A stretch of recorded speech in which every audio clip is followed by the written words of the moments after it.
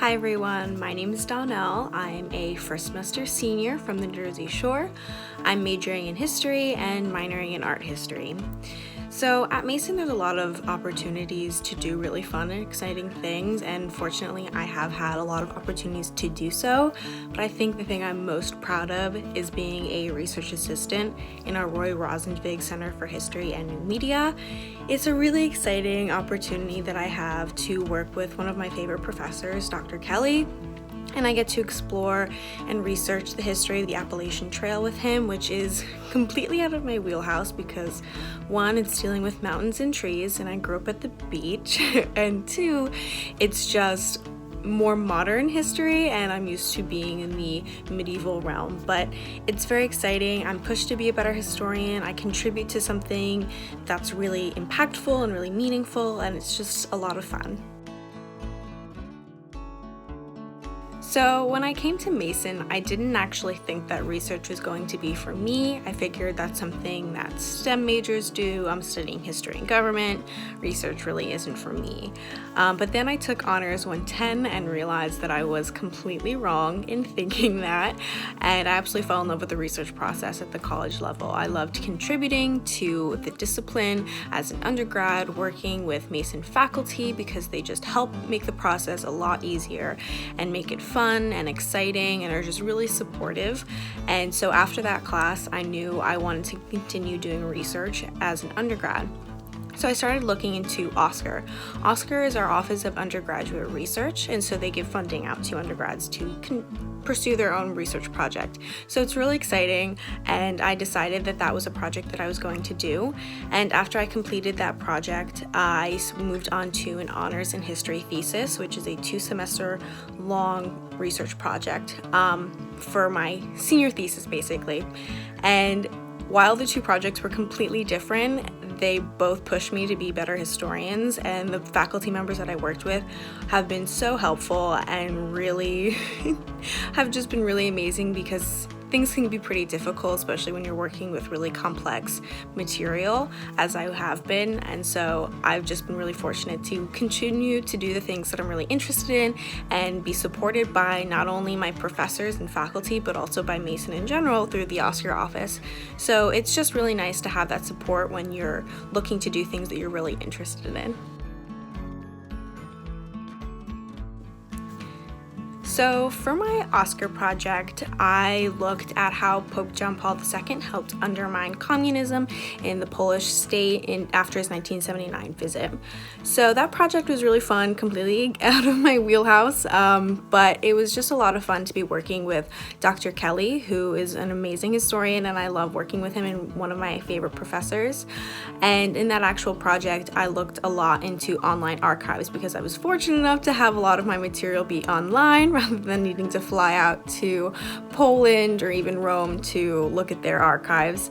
So I looked at the Holy See, which is the Vatican archives online, and I read through a lot of Pope John Paul II's sermons about being in Poland, his sermons in Poland, and then I had to shift my mindset by working with the State Department archives, and that's very technical and very legal and just has a lot of in-the-know jargon. So these two voices are very, very different. One's dealing a lot with religious material and the other is dealing a lot with very political material. So then having to come together and create one focus and one narrative was really difficult, but Dr. Kelly was really supportive and really helpful to kind of figuring all of that out. But that was just really interesting to figure out how to do all of that and piece all of the pieces together.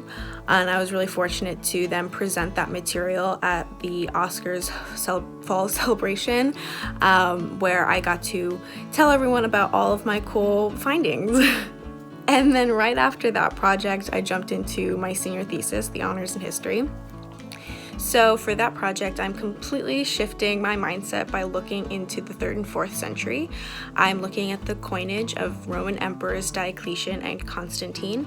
I'm working with Dr. Collins, who is one of my absolute favorite professors. He's a great medieval historian and he's so helpful, and it's just really cool to geek out with someone over coins. And on this actual project, I'm looking at the iconography of both Diocletian and Constantine on their coinage. You would think that their coinage is would be very different, but they're not. Diocletian was a pagan emperor and Constantine was the first Christian emperor, and that in of itself would determine that their coinage would be very different and they're trying to get different messages out to their people, but in actuality they're very similar, and so I wanted to figure out why that's happening.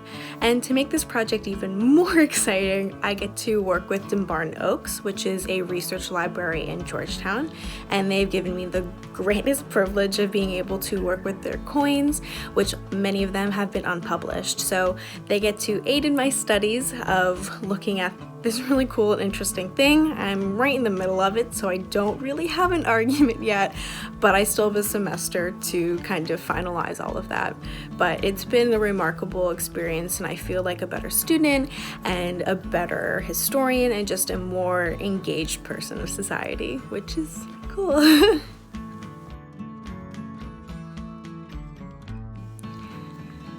So working with Mason faculty has been an extraordinary experience that I feel very fortunate to have the ability to do so. Like I said earlier, I worked closely with Dr. Kelly and Dr. Collins, and they have been absolutely amazing through all of this. They are both people that I look up to and admire, and to be able to work closely with them on these projects has made not only my projects a lot better, but has made me better as a person and as a historian and as a student. And I feel really fortunate to have that because I can go to them and say, look, I'm very confused. How do I do this? I'm kind of lost. And they sit down with me and they help me figure it out. And they say, okay, like, well, what do you think? And we hash it out. So they're not giving me the answer, but they're helping me figure it out, and giving me the confidence to be able to figure it out. While I have only closely worked with those two, I've also engaged with a lot of other professors, whether in the Honors College and in the History Department, and I can confidently say that I've had very positive experiences with all of those professors. They've all pushed me to think deeper, ask the really tough questions, try to figure things out, piece everything together, because everything seems like a giant puzzle that doesn't make sense, but they push you and they push all of their students to think deeper and try to figure it out. And I am really grateful for that because I am engaged with the material in a different way than I ever have before, and I feel like I'm learning things in a lot more profound way, which is exactly what I want out of my classes. And it's nice that they do that just in the classroom, and then you can go beyond the classroom as well to even push it even further.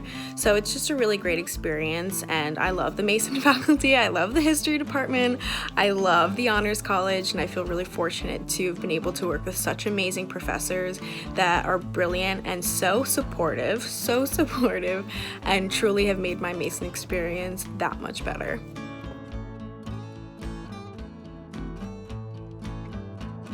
So the number one question I get when I tell people I'm a history major is, what are you going to do with that degree? Are you going to teach high school? And the answer is, you can teach high school, or you can do basically anything, because it's not necessarily the content that matters when you have the history degree, it's the skills that you're learning of being able to connect seemingly disconnected aspects into one cohesive argument. You're able to create an argument with facts and evidence supporting you. You're able to write eloquently and get your point across clearly and effectively. You're just taught these communication skills that are really marketable to any and all fields. So if anyone says that you don't have a career path with a history degree, they're wrong. And Mason also just has a lot of resources to help you figure it out. So I just wanted to say that before I tell everyone what I actually want to do with my degree. I'm looking to go to grad school. I'm looking to get my PhD in medieval history. I absolutely love the research process. I can't get enough of it, and I love medieval history, so I would truly enjoy pursuing a PhD. I've also looked into doing a joint JD and PhD program because I'd really like to challenge myself. So that's the path that I want to take. I want to stay in academia because that's just where I feel the most comfortable and where I feel drawn to. But if you're interested in history, definitely pursue it at the college level because you're learning things that go beyond the classroom and can help you in any field that you wish to go into.